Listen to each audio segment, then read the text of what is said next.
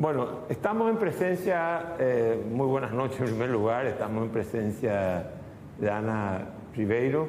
Ana Ribeiro es una historiadora, actualmente ejerce una función pública, es viceministra, está en el Viceministerio de Educación y Cultura del Uruguay, pero más allá de eso es una historiadora proficua, tiene una obra importante y una obra histórica muy vinculada al Paraguay. Ella es miembro de la Academia de la Historia de Uruguay, de la Argentina y del Paraguay también. Y ha escrito, y también creo yo considerarla de alguna manera perteneciente a esa corriente del revisionismo histórico, que ella nos va a explicar después. Escribió mucho del Paraguay, escribió mucho de Francia, escribió mucho sobre Artigas, escribió mucho sobre la situación regional, y con ella vamos a hablar de dos cosas esta noche. En primer término vamos a hablar de historia, pero también vamos a hablar de educación, porque ¿qué hace el Uruguay o qué ha hecho el Uruguay para ser un pueblo más educado que el pueblo paraguayo en términos de la educación formal? Nosotros hemos visto que en nuestros últimos análisis cuantitativos y cualitativos que evalúan la educación paraguaya han demostrado que de 10, 8 paraguayos no pueden entender lo que leen. Entonces vamos a ver cómo hicieron los uruguayos y qué hay que hacer en materia de educación y de cultura. Pero empecemos con el capítulo histórico, que es su primera vocación, y saludarle y agradecerle a Ana Ribeiro que esté con nosotros, que yo ya la conocía con anticipación, pero de nombre. Ana, un placer de tenerte acá. Muchas gracias, Carlos. Para mí el placer siempre es venir a Paraguay. Yo no me canso de repetir que la mitad de mi corazón es paraguayo y siempre es una alegría cuando llego a Paraguay. Se me van todos los problemas y todos los dolores. Nada malo me sucede cuando estoy aquí. Bueno, hoy te escuché hablar y la verdad que fue muy emocionante, te digo, hasta las lágrimas, ese cariño, esa demostración y esa locuacidad y esa calidad humana que demostrás. A ver, yendo a lo concreto, Artigas, que fue un prócer uruguayo, estuvo en el Paraguay, escribiste mucho sobre Artigas. ¿Cuál fue la relación Artigas-Paraguay? Bueno, es muy conocido que Artigas se exilia en Paraguay y ese exilio es una mezcla de exilio con incilio. O sea, coincide con un momento en que él se encierra también dentro de sí mismo y accede a otra dimensión de su propia persona, deja la vida pública, renuncia a lo que había hecho, o sea, entra en una etapa vital en la que luego no es que no pueda salir del Paraguay, tampoco quiere. Por eso hablo de incilio además de exilio. Pero lo cierto es que Paraguay lo recibe, lo protege, lo encierra, decían en mi país, y justificaban que no hubiera vuelto, siempre achacándolo al régimen francista. Y cuando yo hice mi investigación, llegué a la conclusión de que, bueno, en realidad tampoco quiso volver. Ya no era quien había sido, había renunciado a esa dimensión, estaba en otra etapa de la vida y vivió aquí 30 años y le agradeció profundamente a Paraguay lo que le había dado y lo demostró cuando ya muy viejito le ofrecen un cargo al frente como instructor del ejército paraguayo, y cuando Paraguay estamos hablando de la década del 40 y la amenaza rosista, él ofrece lo que él llama mi inutilidad por un si acaso. O sea, está diciendo, soy un señor mayor, un señor viejo, uso bastón, estoy desdentado, pero si algo puedo hacer por Paraguay, aquí estoy, ¿no? Y cuando le ofrecen irse, él dice claramente no.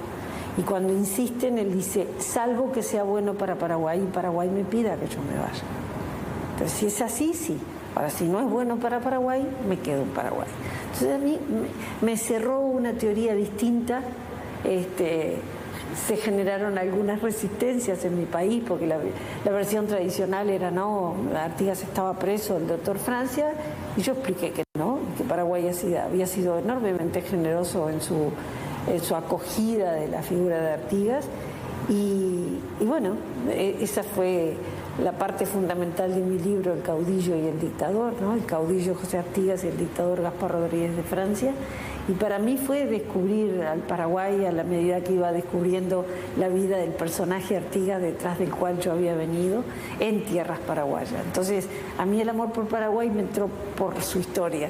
Y después que se conoce a fondo la historia de Paraguay y el pueblo paraguayo, es imposible no quererlos. Así que entendí también a mi personaje en base a lo que a mí misma me pasaba. Claro, este hombre estaba agradecido a Paraguay y acá fue feliz. Y perdió su dimensión pública, ya no era el que había sido. Él mismo lo decía, soy un hombre muerto, no tengo por qué regresar. Y es natural, ya no tenía su ejército, no tenía su función, su rol público, su posición de destaque personal, pero había encontrado otras cosas que lo hacían vivir feliz.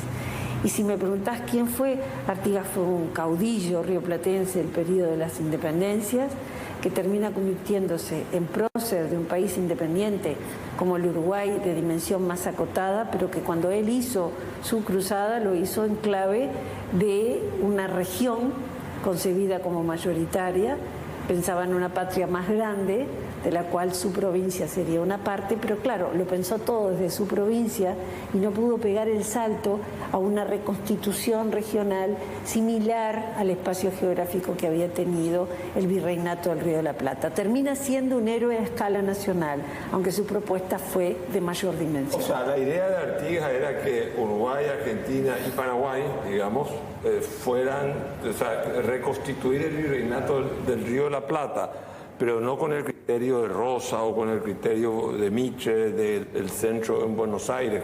No. ¿Cómo sería su visión? Y su visión era una federación, él era un federal auténtico y pensaba en una liga federal con una capital que expresamente quedara fuera de Buenos Aires, lejos de la amenaza de que el puerto consolidaba y concentraba todas las cosas y todos los recursos, y que se guiaran por un principio de federación entonces bastante inmaduro de definición todavía.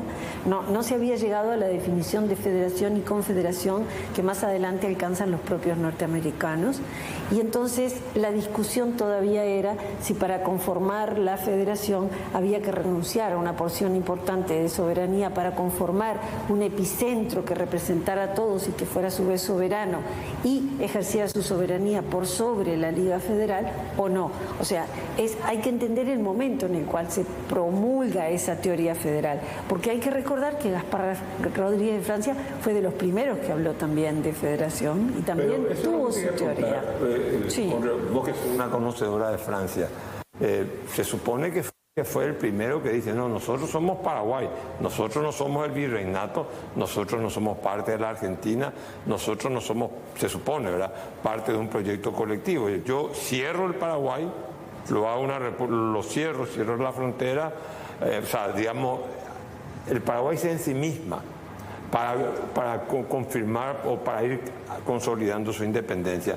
Sin embargo, Artigas representa lo contrario. Había hombres de la independencia paraguaya como Fernando Lamora que pedían lo mismo, pero Artigas es, digamos, la confederación y Francia es el proyecto de un Estado paraguayo, ¿o no es así? Pero Francia tiene primero la idea de la confederación, no te voy a decir que primero en el tiempo.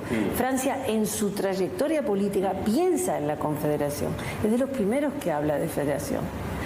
Y luego el temor que despierta lo que él llamaba en todos los documentos la anarquía de las provincias de abajo, porque visto desde Paraguay el Río de la Plata queda allá abajo.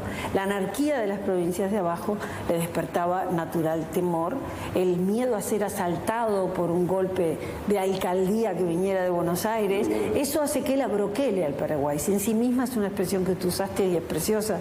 Se ensimisma, se abroquela, se encierra, preserva al Paraguay bajo cal y canto y convierte a Paraguay en una experiencia política distinta a partir de ese momento, ¿no? Por el aislamiento, por el éxito que tuvo en determinado momento, por las apetencias que ese éxito y ese aislamiento despertaron después, el desconocimiento en la zona, los diversos atropellos históricos que hubo a partir de eso. O sea, fue un destino que Paraguay elige en ese momento.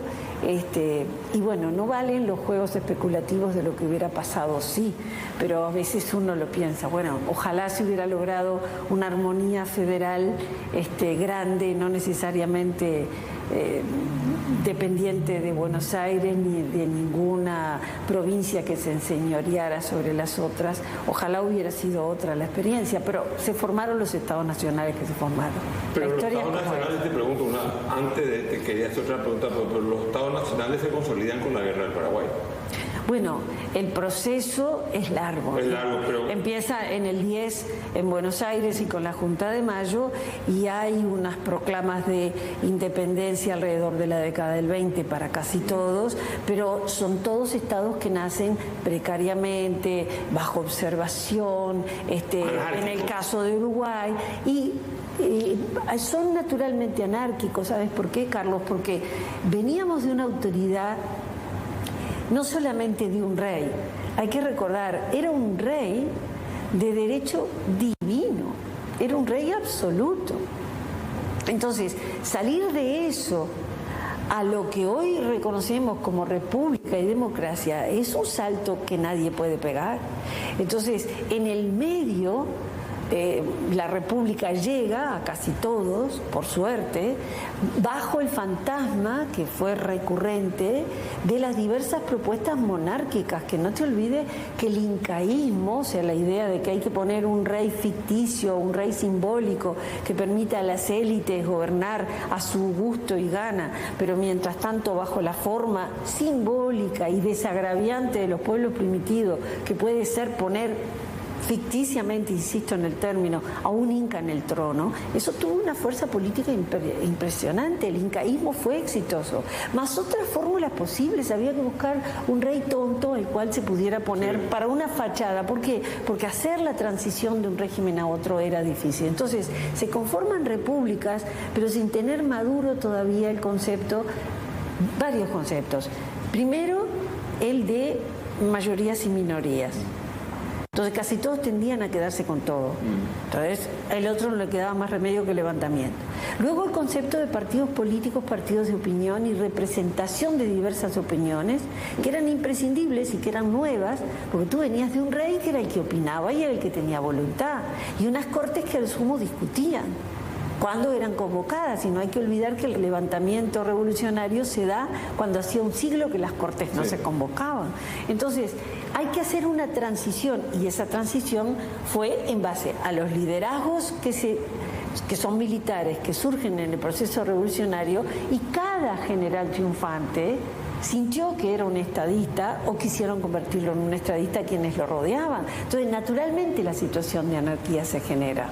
Ahora bien, yendo un poco a la guerra paraguaya, le tenemos a Francia, Carlos Antonio López, que digamos va consolidando la independencia, provoca crea un andamiaje jurídico en el Paraguay.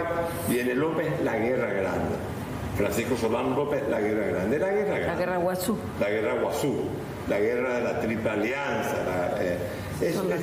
el origen, era el pretexto que se da a la vocación hegemónica de López, problemas territoriales de mayor expansión del Paraguay, o fue un problema por una cuestión económica. Algunos dicen el revisionismo histórico, especialmente desde la izquierda, dicen de que, digamos, Paraguay era un modelo que se apartaba de las reglas del mercado mundial, del modelo británico, entonces había que destruir ese modelo. Algunos lo llaman cuasi socialista, ¿verdad? Que Paraguay tenía, o mercantilismo de Estado, no sé cómo quieras llamarlo. ¿Cuál fue la razón? López no supo interpretar las reglas del liderazgo geopolítico regional.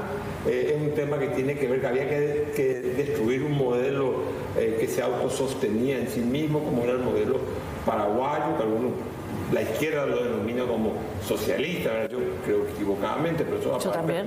Pero ¿cuál fue la causa de la guerra? ¿Por qué ese empeño? Muere el hijo de Michel, muere el hijo de Sarmiento, el emperador brasileño ofuscado en contra del Paraguay. Si la guerra era contra López, la guerra estaba perdida ya 2 años antes de que terminara. ¿Por qué tanto ensañamiento?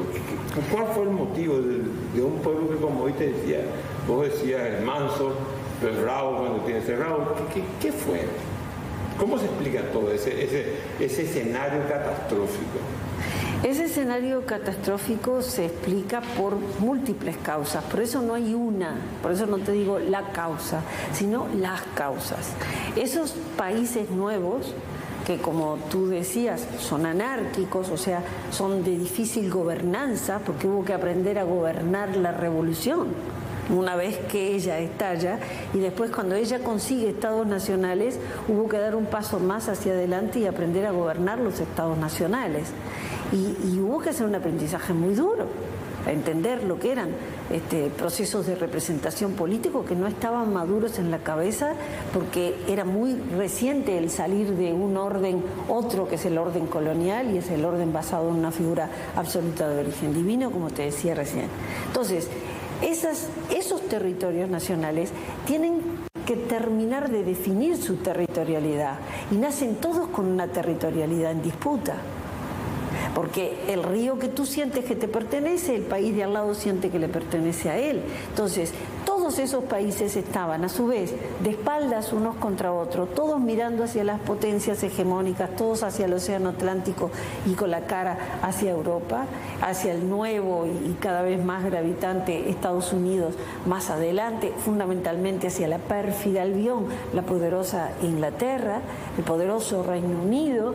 Entonces, en ese estado de inmadurez política, pero enormes apetencias de poder por parte de todos los que accedían por primera vez al poder y querían conservarlo, en la indefinición de los mecanismos democráticos de representación que todos tenían, si no indefinición, por lo menos inmadurez. En algunos países estaba definido por los textos constitucionales, pero había un abismo entre el texto constitucional y el ejercicio de la vida política. Todos tienen apetencias territoriales, y el abroquelamiento de Paraguay era de tal cerramiento que había una enorme intriga. Tú no te olvides que lo que Argentina celebra como el Día de la Libertad de Comercio es el día que a cañonazo vivo, con la barca Fulton a la cabeza, se rompe el cierre de los ríos con un solo objetivo.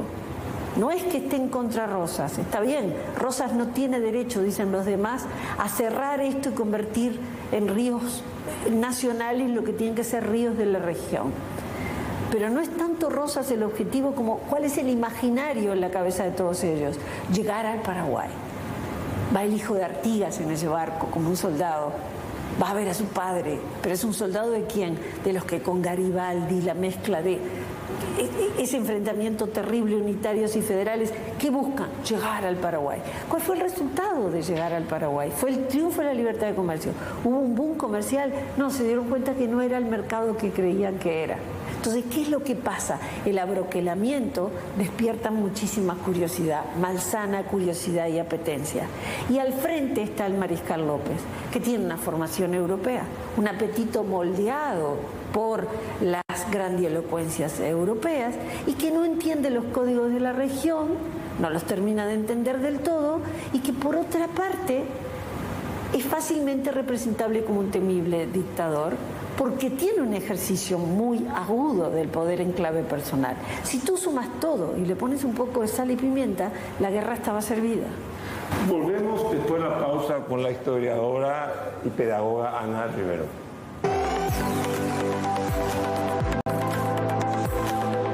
Bueno, háblame, me estás hablando de datos interesantes de la figura de López, hombre formado en Europa, en las cortes de Napoleón III. ¿Qué visión tenía? Porque él era un paraguayo, estuvo, no sé, 10 años fuera, no sé cuántos años fuera, en Francia. No tenía una visión clara de lo que era la región, él cuando va a formarse a Europa. Pues el padre era un gran estadista, un hombre lúcido el padre, un hombre de ideas claras. Lo tuvo que haber formado, algo se mama en la casa. López va a Europa, ¿qué viene? ¿Trae solamente la pretensión imperial o trae algo más?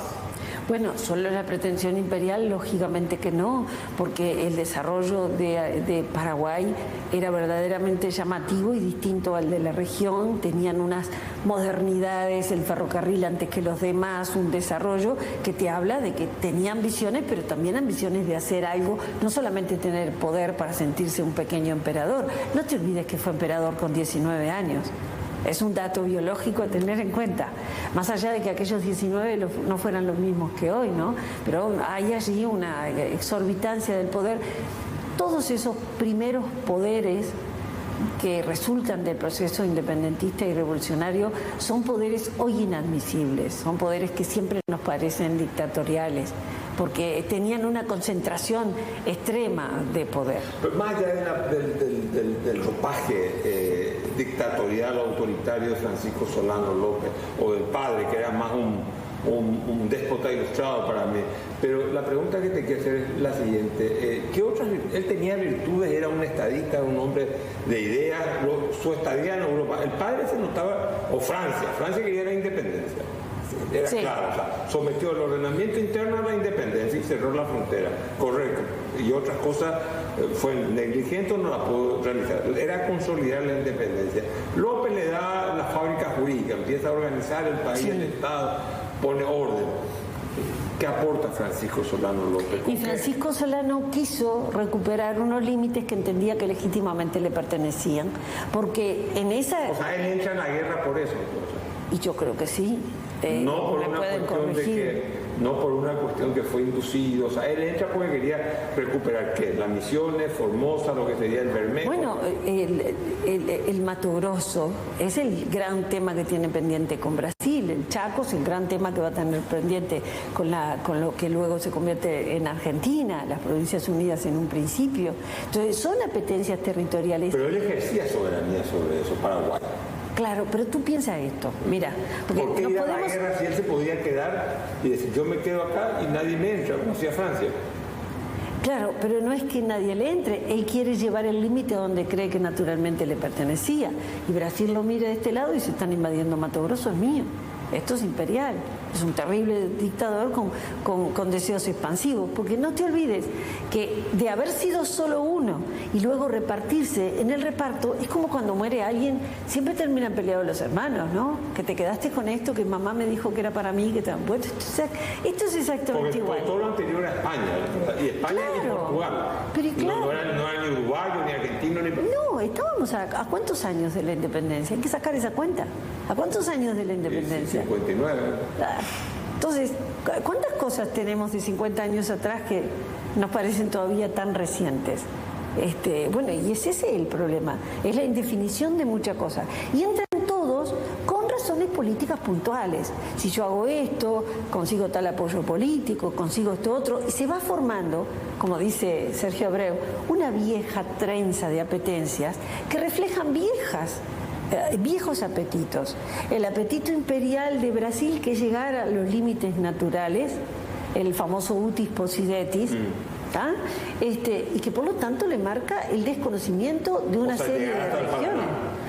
Claro, y hasta el río Uruguay si se puede. No te olvides que la independencia de Uruguay también se jugó la camiseta en estos conflictos y lo fuimos salvando. Cuando nosotros contamos nuestra guerra grande, que no es la guerra Guazú, sino que es la que dividió a blancos y colorados entre 1839 y 1851, en esa guerra que nosotros llamamos guerra grande, cuando la enseñamos en la escuela, los textos escolares dicen, primer consecuencia, se salvó la independencia, o sea, se pagó un precio en sangre impresionante durante 12 años, pero pese a ese enorme conflicto, pese a la vigilancia activa y con doble intención, siempre intención de dominar la región y sobre todo la circulación de los ríos, de Inglaterra, pese a todo eso, bueno, la independencia uruguaya se salvó. Entonces, cada uno de los territorios se jugaba la camiseta al futuro, porque eran independientes, pero tenían que demostrar que eran países viables, que es otra cosa distinta. ¿Por qué Brasil y Argentina no borraron a Paraguay de la faz de la tierra, si quedaron acá? Bueno, tampoco Uruguay.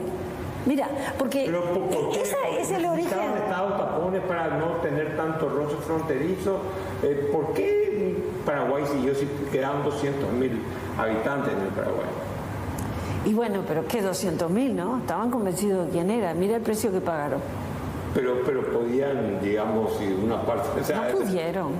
No pudieron. Ahí tú estás como si fueras un extranjero y yo una paraguaya, contestándote con el corazón. No, pues no pudieron. No pudieron. Te pregunto porque cuando no pueden, mira, no solamente el Paraguay demostró un coraje y una entereza, una cosa sacrificial conmovedora hasta el día de hoy para cualquiera que lo mire, sino que pagó un tributo de sangre que finalmente llamaba a sacarse el sombrero, ponérselo en el corazón y pedir disculpas, ¿no? Y luego la intervención de las potencias del mundo con los ojos puestos sobre una región también llama a lo suyo. La diplomacia tiene un valor efectivo en una no territorialidad. Poderes extrarregionales dijeron, bueno, basta, se le fue la mano. Pero claro. Se le fue la mano. Yo creo que sí. Pero además, los dos son territorios de amortiguación, pero con una definición de sí mismos muy potente. Pasa lo mismo para Uruguay. Nosotros más en el sentido de estado tapón, por eso de que tenemos precisamente las terminales nerviosas de todo el sistema hidrográfico que están en torno a nuestro país y a ese puerto alternativo al puerto de Buenos Aires, que es el de Montevideo. Entonces, bueno, no olvides una clave para entender cómo se formaron los estados nacionales, y es que cada ciudad generó a su alrededor su territorialidad y cada ciudad fue generada a partir de un puerto. Entonces, Asunción, nodriza de ciudades, generó lo que generó y pobló a las otras, pero el día que pobló Buenos Aires, como dicen los textos y como decían quejosamente en la época, le cerró las puertas de la tierra y dijo, ahora soy yo el que controlo quién entra, quién sale y cobro lo que... Pero Buenos Aires fue creado como puerto a partir de la voluntad de Asunción. Y luego se convierte en la cabeza de una territorialidad que terminará siendo Argentina. Y Montevideo termina conformando a su imagen y semejanza la territorialidad de Uruguay. Entonces, la razón de ser y la existencia de nuestros dos países, esa vieja hermandad, es que somos los pequeños con los mismos riesgos, los mismos... no quiero decir enemigos, porque creo que por suerte estamos en una etapa distinta de la historia y podemos sentarnos en una mesa diplomática a discutir para las cámaras y nadie saca un cuchillo, ¿no? Estamos en otra etapa del mundo y de la vida. Entonces decir enemigos es muy fuerte, pero bueno, potencias mayores naturalmente ejercen su presión, ejercen su influencia. Ahora, discúlpame, si la guerra era contra López, como se planteaba, sí, ¿por qué se ensañaron tanto con el Paraguay? ¿Fue Argentina o Brasil el que más se ensañó contra, de decir, la guerra, la batalla de Costañú, llevarse las rejas en la casa, llevarse mujeres paraguayas? Si la guerra estaba perdida y López ya estaba, ¿por qué ese ensañamiento? Porque por el coraje paraguayo que era irreductible. ¿Por qué? ¿Por qué llegar hasta la extenuación de un pueblo? En una guerra donde no había tecnología de armamento, era mucho cuerpo a cuerpo, de cerca, trinchera. ¿Por qué eso? Mira, Carlos, ¿era Miche o era el emperador el que, digamos, tenía en esa actitud más de decir, no es solamente López, sino al Paraguay hay que darle una paliza? Lo que pasa es que detrás de López el pueblo cerró filas. Entonces les habías ganado desde el punto de vista militar, pero faltaba quebrar. Quebrar es la consigna del apoderamiento absoluto de... Y eso se busca en batalla y a veces da lugar a horrores que cuesta a la cabeza entender. Te pongo un ejemplo para sacarte de la región, porque si no parece que somos solo los americanos. En la Segunda Guerra Mundial, cuando los rusos ingresan a la Alemania con un Hitler no solamente derrotado, sino ya muerto, la consigna del ejército soviético es violar a las mujeres con este orden, primero las gordas. Tú te preguntas ¿por qué? Y la explicación era, porque si están gordas es que estaban de acuerdo con el régimen, así que hay que matar todo y hay que destruir a las colaboracionistas. Y las colaboracionistas se miden por el peso, las flacas al final, si todavía resta apetito sexual. Y te estoy hablando del siglo XX. Entonces tú decís, ¿Qué necesidad había? Hitler ya estaba muerto, Eva Braun también, hasta el perro ovejero alemán, la perra de Hitler la habían matado porque él sabía que se iban a ensañar con la perra. ¿Y por qué sabía que se iban a ensañar con la perra? Y bueno, porque la guerra, mira, a mí me dan un rifle hoy, me ponen una bandera y me dicen que te tengo que matar porque sos paraguayo. Y yo te miro, pues yo hablaba con el señor y estábamos tomando té, agua, café y conversando. ¿De dónde saco yo odio para matarte? Tengo que ser llevado a un nivel de enajenación. Eso es uno de los principios militares. Tengo que ser llevado a un nivel de odio irracional para poder ser efectivo en el campo de batalla. Entonces, no hay pregunta racional para la guerra. Todo es irracional en una guerra. Espantoso e irracional. Bueno, y decime una cosa, entonces, mirando esta perspectiva histórica y viendo la falta de pulcritud en términos de legalidad que hubieron en el inicio, y que persisten, quizás no en Uruguay, pero en muchos países de la región, en Paraguay por ejemplo, podemos definir que lo que se proclamó como república post-independencia se convirtieron en repúblicas incumplidas. Somos todavía repúblicas que nos han, digamos, reunido todos los requisitos para ser plenamente repúblicas en el sentido, en la concepción tradicional del término de pulcritud en el manejo institucional. No puedo estar de acuerdo con esa definición, Carlos, perdón. Me parece que hemos seguido un camino quejoso, espinoso, pero que todos hemos hecho en distintos tiempos y modalidades un aprendizaje republicano válido, del cual todos los países de la región pueden estar orgullosos.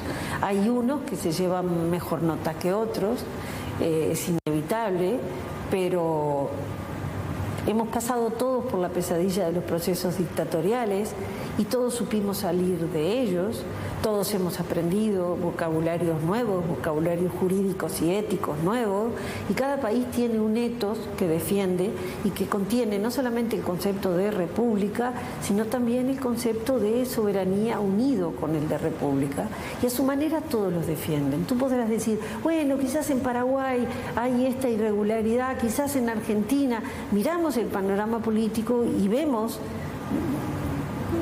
problemas en la región, todos los tenemos. Cambios en el signo político, Uruguay, que parece ser el mejor de la clase en materia democrática, y sin embargo yo miro y contemplo con lo que hemos sido en décadas anteriores y pienso que estamos viviendo un momento de crispación política que a mí personalmente me preocupa. Veo como una crispación creciente. Que no va a desbordar el mal constitucional. No, para nada. Pero me preocupa muchísimo la crispación política. Me preocupa que baje el nivel de concordia y de entendimiento para llevar adelante las diferencias en los ámbitos que corresponden, los institucionales. Y con esto, ¿qué te quiero decir? No te quiero decir que Uruguay tenga un problema insoluble. Lo que te quiero decir es que no olvides que la república y la democracia son instituciones siempre en construcción. Entonces nunca están acabadas y perfectas. Y que, bueno, en algunos hay que seguir trabajando más que en otros, pero son todos estados ya maduros, ya constituidos, y que se sientan a conversar, que es la parte que más me gusta. Decime una cosa, ¿cómo esa metamorfosis que tú sufriste en tu vida personal, de la escritora del libro, la historiadora, la profesora, a la gestión pública, ¿no es medio traumático? Medio, absolutamente traumático. ¿Sí? ¿Te costó? Sí, me costó, sí, me costó. Me está costando. ¿Te está costando? Me está costando. Decime, nosotros le tenemos mucho cariño al Uruguay. Yo siempre cuento que mi abuela estudió en Uruguay. ¿Ah, sí? Sí, en un colegio de monjas alemanas. Mira. Yo tengo guardado todavía su cuaderno. Y yo estudié en Alemania, viví mucho tiempo, en 6 años todo mi estudio de PhD en Alemania. Mira. Entonces hablo, escribo, leo en alemán. Y me sorprende la caligrafía y la ortografía que ella tenía. Tengo todos sus cuadernos yo. Unas letras preciosas. En aquella época, todas iguales son una letra preciosa. Mi madre tenía una letra divina. ¿Qué hicieron para tener un nivel, siendo un país pequeño, un nivel de educación, sí, por lo menos superior al nuestro? Seguro no voy a compararme con otros países de la región porque me pueden tomar de prepotente, pero te digo, el nivel de educación uruguayo es un nivel verdaderamente muy bueno, comparando con lo que teníamos acá, que fue una política largo de mucho tiempo, o por ejemplo, comentame vos que estás ahora en el ministerio, ¿qué están haciendo ustedes para adaptar la educación a los nuevos tiempos, a las redes, a la digitalización y al debate que tiene que ver con esto de la sexualidad, del género, de las nuevas identidades? ¿Cómo están manejando? Entonces, sos muy tramposo, Carlos. Me hiciste 5 preguntas en una. Bueno, allá vos voy. sos una mujer muy capaz. Vamos a ver. Bueno, mira, en Uruguay la educación, desde la reforma bareliana, y te estoy hablando de la primer gran dictadura, la del siglo XIX, la de la Torre, Santos y Tajes, la Torre, dictador, le hace a José Pedro Varela, un principista contrario a la figura de la Torre, le hace dirigir y transformar la educación y le da todo el apoyo que necesite para. Los amigos principistas de José Pedro Varela le reprochan amargamente haber aceptado de un dictador una propuesta educativa y él les da esta magnífica respuesta. Dice, bueno, yo lo acepté de un dictador, pero mato con esto, elimino con esto a todos los dictadores del futuro. O sea que la reforma educativa en Uruguay se hizo bajo la clave política de quien sabe leer y escribir y tiene educación, elige con criterio político y sobre todo con criterio propio el destino político de su país y se convierte en un igual frente a cualquier otro. Los que son iguales en el banco de una escuela son iguales en la vida, son iguales como ciudadanos, porque se ataba el voto al proceso de alfabetización. Por lo tanto, en nuestro país la idea de educar nace ligada al ejercicio de la ciudadanía. O sea, yo educo para que sepa leer y escribir, sumar y aparte sepa ser ciudadano. Exacto. Entonces, esa es la clave de la reforma vareliana. Y por supuesto que es una reforma que tiene que llegar a todo el país, por lo tanto es gratuita, pero obligatoria. Y laica, va sin opinión política, va sin opinión religiosa, va con un respeto. No hay cruces en la escuela, ¿verdad? No, salvo las privadas. Salvo las privadas. Salvo las privadas, no hay nada. Valle fue muy duro. Nos han hecho a todos agnósticos. Sí, Valle fue muy duro. Hay un debate entre Valle y Rodó muy grande. Donde Rodó le cuestiona a Valle sacar la cruz de los sanatorios cuando la gente estaba. Le dice, en el momento de la angustia, cuando uno más precisa creer en un ente superior, sí, usted le saca el consuelo del crucifijo en la cabecera de la. Y Valle se mantuvo firme. Se mantuvo firme. Y curiosamente, cuando Valle enferma, agoniza y muere, quien lo cuida devotamente es una monja. Mira tú qué sin sentido. Esas cosas de la vida. Pero bueno, entonces esa política. ¿Cómo estamos con el tema de tanta sexualidad trans, déjame terminar la primera parte de tu pregunta. Esa educación así transformada fue una reforma muy buena y muy sólida que llega hasta el siglo XX. Pero claro, un siglo después precisa adecuaciones. Las ha venido teniendo. No hay partido político que no se jacte de hacer una promesa electoral en términos de promesa educativa. Porque, ¿qué nos pasa? A todos. No es que la reforma vareliana ya no nos sirve. La educación, cuando tú consigues la mejor de las reformas educativas, en el momento en que estás firmando los papeles para la reforma ya está vieja. Ya, aquí en la nuca ya tienes el aliento de lo que viene como nuevo. ¿Por qué? Porque el saber entero del mundo se multiplica por 2 cada 5 años. El saber entero del mundo, todo lo que se sabe de las hormigas, de los planetas, de las órbitas, todo el saber mundial se multiplica por 2 cada 5 años. Y ahora tenemos, espera, me tengo que ir a la pausa, este es un programa capitalista. Yo tengo que nos vamos a la pausa, venimos con la doctora Ana Ribeiro, se dan cuenta que tiene una solidez intelectual increíble.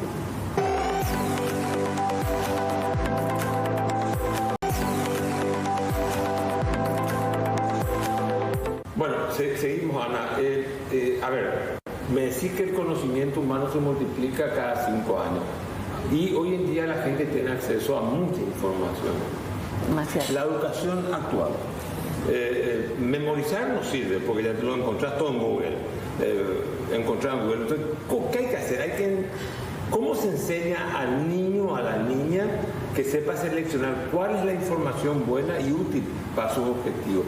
¿La educación tiene que orientarse a eso o tiene que seguir orientándose a copiar conocimiento y no saber cómo discernir la cantidad de conocimiento hoy si tienen un teléfono? Bueno, ese es un dilema grande. Porque mira, tienes por lo menos dos grandes bibliotecas. Durante mucho tiempo pensamos que alcanzaba con hacer el aprestamiento para la utilización de los nuevos métodos informáticos y que ahí sí estaba la clave para todo el saber. Y por lo tanto lo que tenías que hacer era enseñar básicamente todas las técnicas modernas y a los alumnos en eso. Y se llegó el gran objetivo de una computadora por niño, y la computadora era la clave poco menos que para todas las cosas.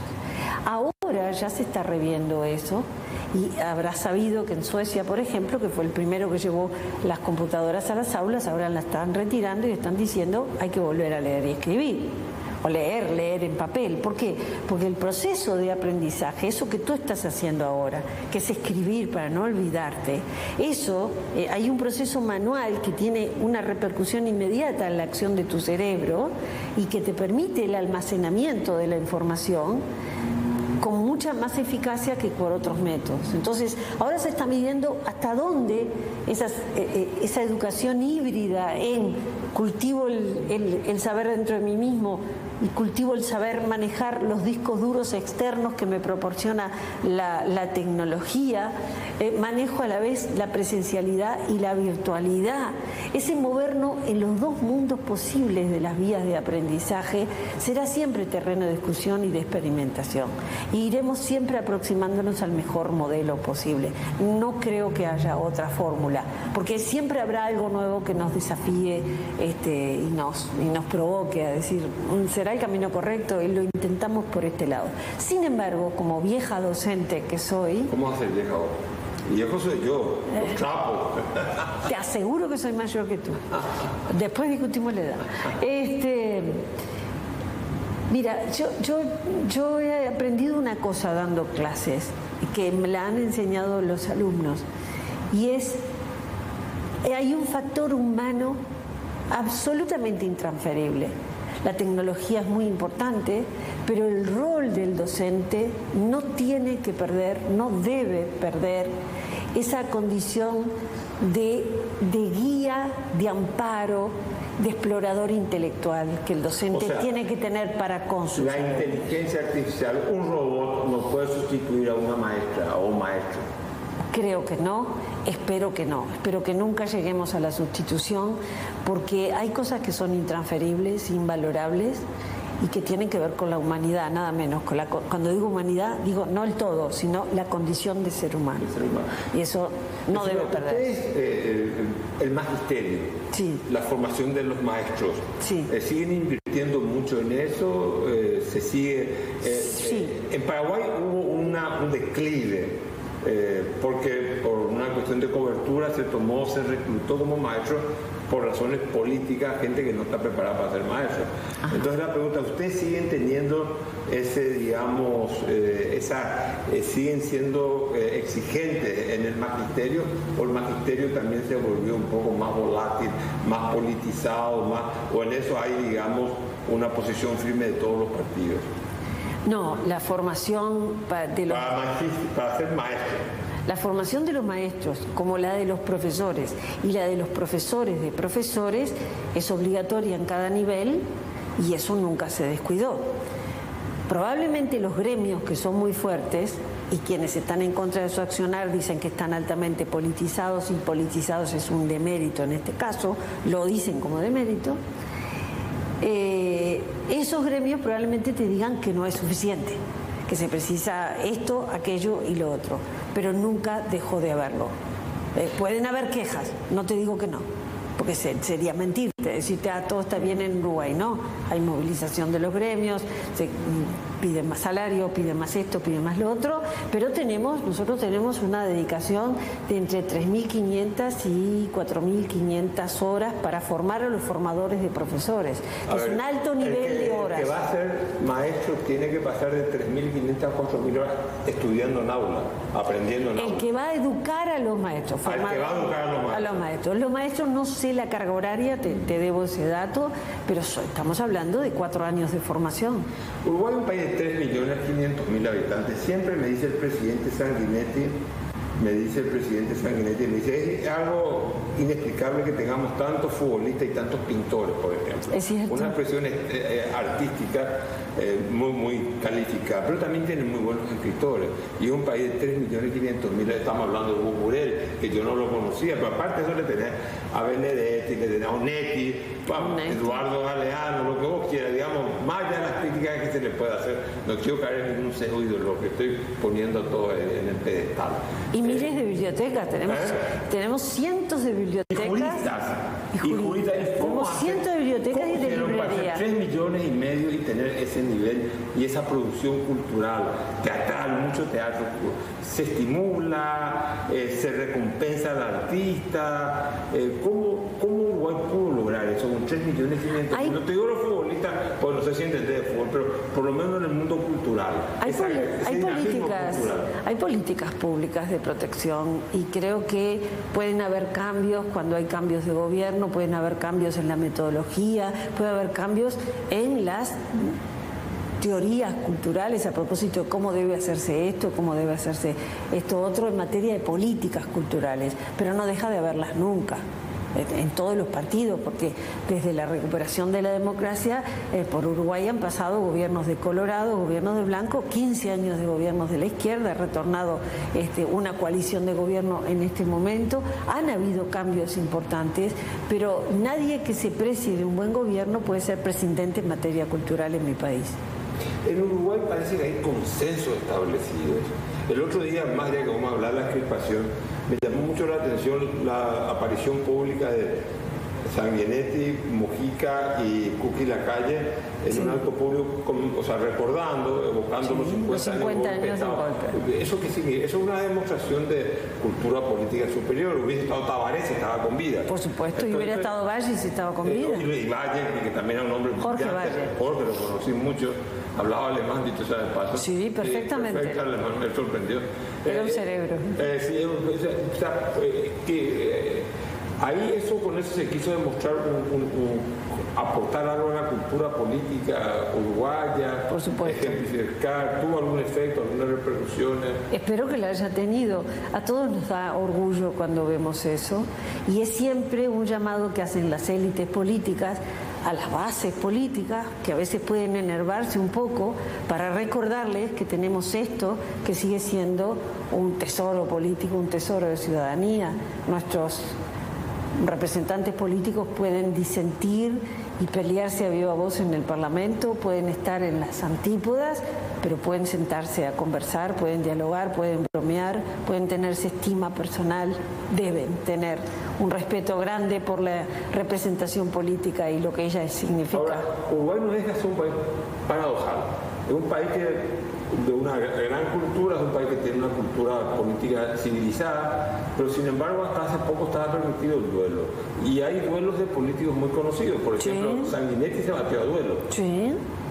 Creo que Luis Alberto Herrera, no sé, también se batió a duelo, ¿verdad? A duelo, batió, él desafió al presidente José Valle Ordóñez, que como estaba en ejercicio de la presidencia no pudo aceptar, y en lugar de él aceptó uno de sus hijos, Michelson de apellido, y se debatió a primera sangre y nada, fueron rasguños y no hubo consecuencia, por suerte, ninguna, pero en aras de esa ley existente que permitía los duelos y que luego se derogó, tuvimos incluso el caso de que el presidente José Valle Ordóñez mata al hombre más prometedor de la oposición, que era Washington Beltrán. Fue verdaderamente espantoso. O sea, increíble. Uruguay era democrática, sí, laica, sí, secularizada, sí, hija de la razón de la Ilustración. Exacto. Y sin embargo una práctica atávica de decir yo quiero salvar mi honor, te obligaba a batirte, no que te obligaba, digamos, era un medio de reparación del daño a la reputación causada. Y eso tuvo una larga perdurabilidad en la política uruguaya. Así es. Hasta hace muy poco, tengo entendido. Hasta hace algunas décadas en que se prohibió. Y hay todavía quien hace esta reflexión. no sé si se animan a hacerla pública, pero en los cafés de alrededor de las bibliotecas y los archivos donde se juntan los historiadores, yo he escuchado decir, ¿y no será que ese delirio de la impunidad de algunos periodistas es porque ya no hay posibilidad de la ley de duelo? Y levantar todas las restricciones terminó siendo una cosa tan violenta como lo que se prohibió, porque es violento que puedan tomar la vida personal de alguien y convertirla en un programa ofensivo. Yo he escuchado esa pregunta. O sea, digamos que el hecho de que hoy no haya duelo permite que los periodistas o la gente en realidad digan cualquier cosa. Yo he escuchado quien añora la ley de duelo. ¿Ah, sí? Sí, no te lo confiesan públicamente. Claro. Pero en el bar de la esquina. Pero otra, se nos va el tiempo. Ustedes tienen, como me decía, trazado una política de educación del niño en la escuela. También tienen trazadas políticas culturales. Claro. ¿Sí? ¿En qué área? En todas. En todas, porque cada gobierno que asume tiene un director de cultura en lo nacional, directores de cultura en lo departamental, y cada uno tiene objetivos que cumplir y tiene que justificar el por qué quiere hacer lo que quiere hacer. Eso se llama políticas culturales cuando tiene detrás un buen marco teórico. En el caso de las últimas décadas, te diría, a partir de la experiencia del presidente Duque, que de alguna forma matriza el concepto de políticas culturales y de economía naranja, eso también se discutió en mi país. Entonces, algunos están a favor, otros tienen algunos reparos, pero lo bueno es que aterrizó en la cultura el concepto de que la cultura no es incompatible con el mercado, sino altamente funcional al mercado, y sin mercantilizarla puede ser una fuente de insumos económicos. País laico, educación laica y secularizada, ¿cómo se mantiene? ¿Cómo en la educación se introdujo el debate de género, de identidades, de preferencias sexuales? ¿Cómo se maneja eso en el Uruguay? Y nosotros siempre tuvimos materias dedicadas a la educación sexual, han tenido diversos nombres, y a medida que el país avanza en legislación, tú tienes que ir explicando la legislación porque se empieza a aplicar. El día que permitimos el casamiento entre parejas del mismo sexo, empezaron a haber casamientos notorios. Hoy en Uruguay está permitido el casamiento de gente del mismo sexo. Sí, claro. Entonces apenas eso apareció, claro, empiezas a tener los casos. Y empiezan a saber los casos de personas públicas muy conocidas y con fiestas muy rimbombantes, de las que la gente habla. Y entonces tú vas pasando las distintas etapas. Primero la de él, me lo tomo en broma, hago un chiste. Y luego empiezo a ir un paso más hacia adelante y empiezo a respetar las razones esgrimidas. Y un día descubres que una vieja abuela que pensaba que le horrorizaba, 10 años después, nieta mediante, con un caso lésbico, tiene una actitud de respeto distinto. Tú dices, todo eso lo va haciendo la sociedad en su conjunto, y un día llega a las aulas, claro que llega a las aulas. Las aulas tienen que explicar el marco regulatorio. ¿El sexo es una cuestión que tiene que ver con la biología o tiene que ver con un elemento metabiológico? Pues ese después es el debate. Si es que a vos, no, yo soy porque yo quiero ser, pero sos hombre, sos mujer, ¿cómo se define? Ese debate, ¿ustedes han entrado en ese debate todavía no?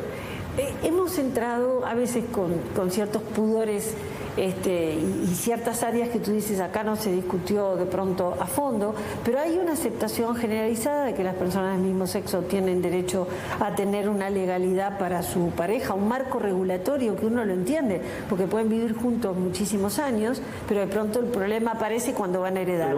Pero un niño se tiene que ir al baño de una mujer o se va al baño del niño. Bueno, esos temas siguen siendo todavía de varias bibliotecas como respuesta. Hay ya lugares donde hay baños iguales, o sea, puede ir cualquiera. Y tú puedes entrar al baño y encontrarte con un varón, le tocó el turno de entrar al varón. Hay muchos lugares donde ya hay, y algunos son centros educativos. Y se va resolviendo de distintas maneras. Por supuesto que eso genera reacciones y hay lugares donde no les cae muy bien y hay gente que tiene una reacción adversa, pero yo te diría que la aceptación del matrimonio homosexual, la aceptación del cambio de género con expresa voluntad de los jóvenes también está aceptado. Y bueno, eso siempre es polémico. Bueno, estuvimos con Ana Ribeiro, un paseo por la historia. por todos lados, ¿eh? Por todos lados. Y también sobre temas que tienen que ver con la educación, la cultura y el futuro, porque la educación sigue siendo la principal herramienta para construir un futuro promisorio o sencillamente tener un futuro oscuro y opaco. Le agradezco mucho a Ana Ribeiro, ella es historiadora destacada a nivel continental, aparte de eso, viceministra de Educación y Cultura de la República Oriental del Uruguay. Como decía mi amigo Humberto Rubín, una noche más.